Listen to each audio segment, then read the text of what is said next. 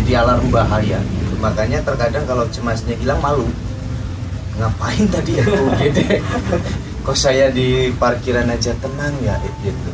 Nanti kalau udah pulang merenung, kok tadi saya gitu ya gitu. Jadi biasanya pokoknya amigdala ini yang berhubungan dengan emosi, ataupun ketika kita emosi di rumah, misal emosi karena suami atau istri atau anak nendang pot, beberapa jam kemudian ketika emosinya reda nyesel ya. Oh, pot itu udah saya tanami kembang malah saya tendang, menimbul penyesalan ya. Karena saat amigdala itu aktif, dia akan membajak diri kita. Jadi kita dikuasai pikiran kita gitu. Makanya ada istilah kesabaran, ataupun kalau orang Jawa kita bilang, orang Indonesia lah, jangan lupa orang Jawa, kalau emosi dan lain sebagainya mulai hilang kesadaran itu istighfar nyebut maksudnya biar sadar iya bahwa ini udah terjadi gitu. Jangan sampai timbul penyesalan. Iya, nah ini bedanya orang luar sama Indonesia. Kalau orang luar jatuh dari motor dia ditenangin dulu, are you okay gitu.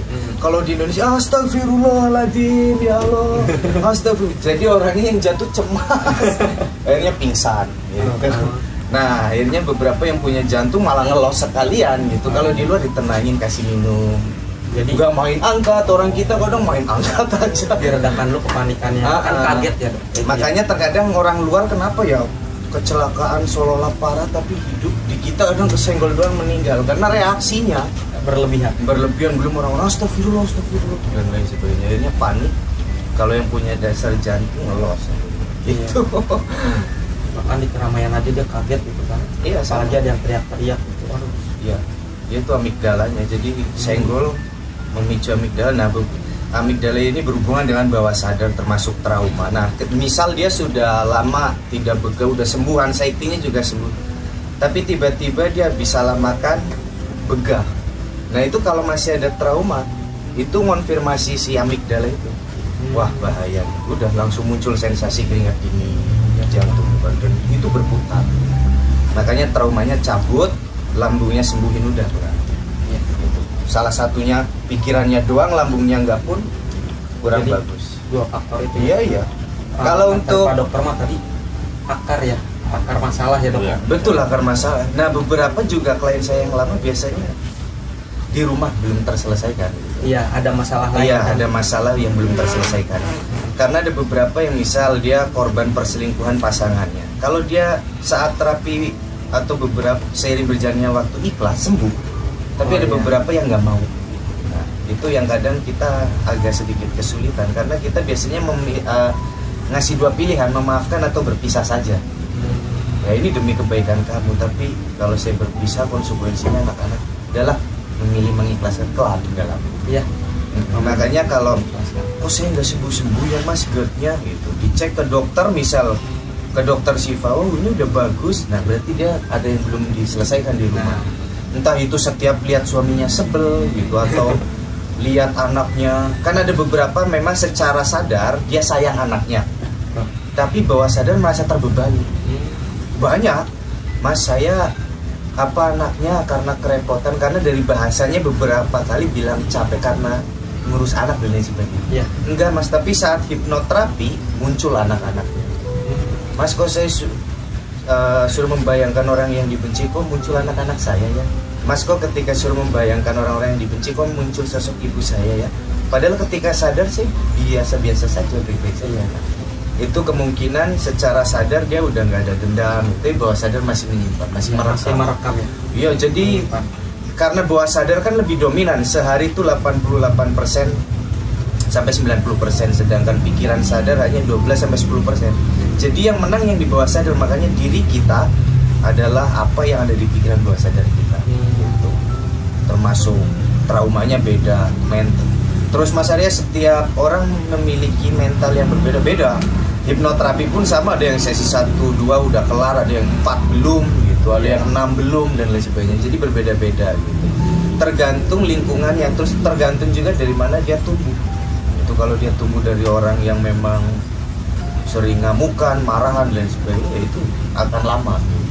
Harus dibersihkan dari, harus namanya kalau di hipnoterapi itu age regression, dia dibalikan ke masa kecil di mana dia mulai sering disiksa, dimarahi, terus di depan umum dijambak, di depan umum lagi main sama temennya dipukul dan lain sebagainya. Itu rentan ketika besar anaknya mengalami anxiety atau depresi itu, ataupun ada istilah BPD, gangguan kepribadian ambang atau borderline personality disorder atau OCD, obsessive compulsive disorder. Kalau OCD biasanya dia muncul dari orang tua yang parno atau banyak ngekang. Itu anaknya rentan OCD. Jadi ngunci pintu berulang-ulang, sikat gigi berulang-ulang, mandi nggak selesai-selesai karena ada ngerasa yang kurang, terus lihat tempat kotor ngerasa nggak nyaman, nggak bisa tidur dan lain sebagainya. Jadi ada banyak. Makanya untuk sahabat-sahabat yang masih muda, apalagi anaknya masih kecil, usahakan kalau berkelahi jangan di depan anak-anak itu, karena anak itu sedang merekam. Seperti beberapa waktu lalu anak saya masih 1 tahun, terus saya bercanda ke ibunya, ngikut. Jadi direkam sama dia rekam. Nah itu anak-anak kan dia ngelihat, ngikut gitu. Jadi kalau ada anak, mas kok anak saya tiba-tiba marah mukul kepalanya sendiri gini ya gitu, kita lihat ini ibu kalau marah gitu bapaknya. Oh iya, dia rekam bapaknya gitu. Termasuk ada banyak nyubit, nyakar dan lain sebagainya. Dia ngelihat, oh gini kalau ngamuk, akhirnya nanti ngamuk ya gitu, dia ngikut gitu. Jadi anak itu adalah gelas kosong yang mengisi orang-orang di sekitarnya. Nah kalau parentingnya dari kecil, misal korban perceraian dan lain sebagainya, biasanya rentan gangguan ya mental lah intinya. Tidak semua, tergantung. Misal dia dari keluarga yang seperti itu tapi pergaulannya positif ya aman gitu. Jadi ada banyak faktor juga di dunia pikiran juga. Kita nggak bisa, oh ini karena luka batin orang tuanya, tidak gitu. Kadang ada yang seolah-olah dari bapaknya, tapi setelah diterapi ternyata dari ibunya gitu. Atau dari dia sendiri gitu, dia memang punya aturan yang ngawur di pikirannya, pengen sesuatu harus banyak faktor. Sesuatu sih harus gitu. Walaupun orang tuanya baik, tapi memang dasarnya dia seperti itu. Mungkin ada banyak hal lah intinya. Nah, oke sahabat-sahabat, jadi sekian perbincangan saya dengan pemilik klinik El Shifa, Dr. Shifa.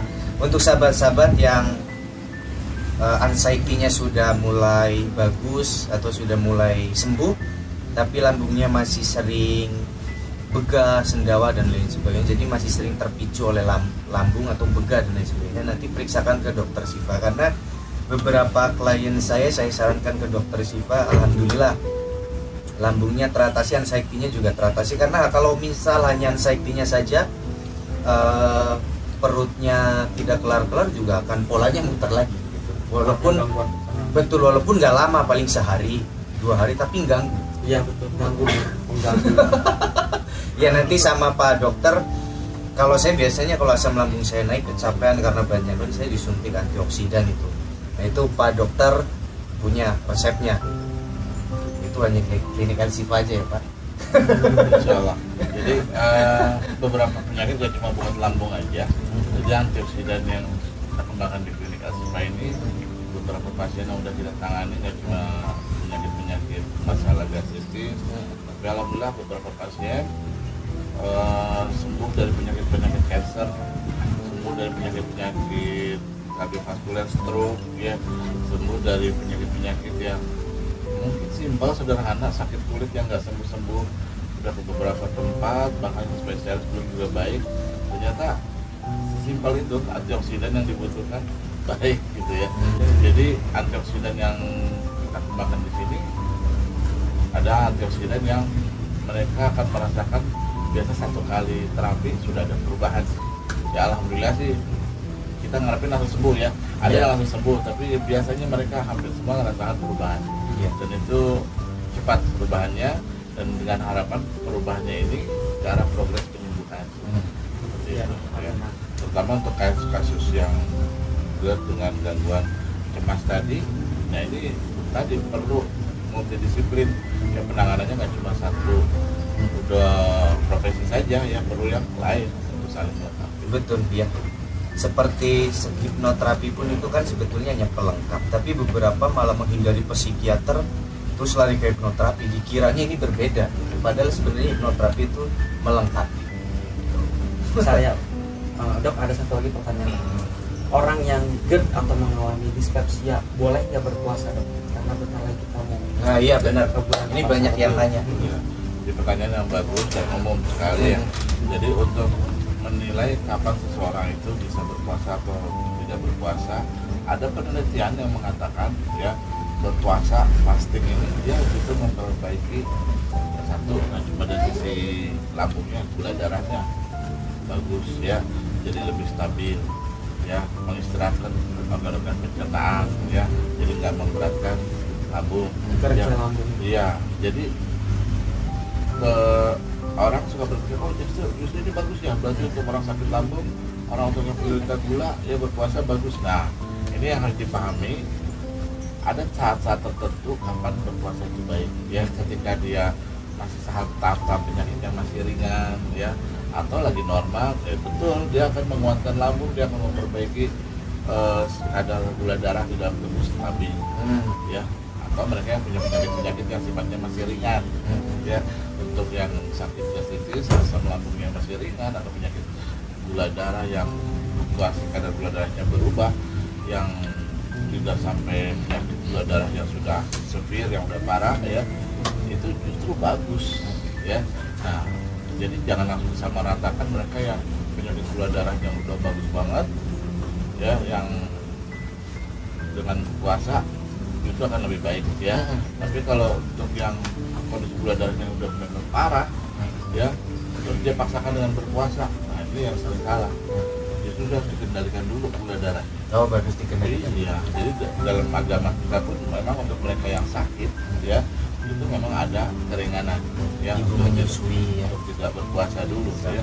Yang sakit lambung yang parah berat justru harus istilahnya jangan dipaksakan langsung berpuasa. Berpuasa full ya. Iya nggak boleh ya, justru dia harus diringankan dulu ya, Setengah hari. diperbahari dulu. Iya, ketika dia sudah siap, sudah lebih ringan, sudah toleransi lambungnya udah mulai baik, baru mulai berpuasa. Berpuasa dulu jangan langsung full Iya. ya, coba dulu ya setengah hari ya, seperti itu ya. Dan terus yang paling penting kuncinya biasanya dari yang paling khususnya penderita lambung nih, biasanya mereka nganggap sederhana sahurnya ya, sahur dan berbuka puasa. Berbuka puasa ya. Pertama sahur dia menganggap remeh, sahur nggak usah terlalu bagaimana ya, Iya. yang penting kadang nggak usah sahur juga, yang penting puasa gitu ya. Dan dia kemudian penderita penyakit lambung, nah itu salah besar. Justru mereka pada penyakit lambung ini dia pengen berpuasa ya, justru dia harus ketat dalam sahurnya ini, Oh iya iya. minumnya harus lebih banyak daripada orang yang sakit lambung. Terus kadar serat dan tinggi airnya harus lebih banyak ya. Jadi dibiasakan pas lagi sahur banyakin setelah minum ya, serat-serat yang tinggi cairan kayak semangka, melon, timun, banyakin tuh. Jadi saat nanti dia siang hari ya, ketika cairan tubuh dia tidak ada dapat asupan dari luar, nah si serat yang mengandung cairan ini dia akan istilahnya slow release, dia akan membantu tubuh untuk mendapatkan cairan sisa Oh iya. ya. Jadi dia akan tetap bersahabat di lambung tadi ya. Jadi jangan anggap sepele. Untuk penderita lambung mungkin yang masih ringan sedang ya, bukan yang berat tapi ya ringan sedang, ini masih bisa berpuasa, Bisa ya. masih bisa berpuasa. Malah Perhatikan. beberapa lambungnya malah udah nggak terasa misal makan dan lain sebagainya. Malah tinggi anxiety-nya kadang. Malah kecemasannya ketakutan ya. Jangan nanti saya puasa kamu lagi. Tapi di satu sisi dia pengen puasa, nah itu gejolak juga kadang. Nah jadi benturan ya. Iya betul, kayak Antara kita pun pikiran. hipnoterapis harus tahu sisi medisnya, apa bener udah nggak apa-apa. Tapi kadang ada dicek endoskopi udah nggak apa-apa. Oh lambungnya. tidak Oh, bermasalah. tapi di anxiety-nya yang tinggi, aduh nanti kalau kamu lagi gimana? Nanti kalau nggak makan, terus perut kosong, wah nah ini perlu kamu lagi dan lain sebagainya.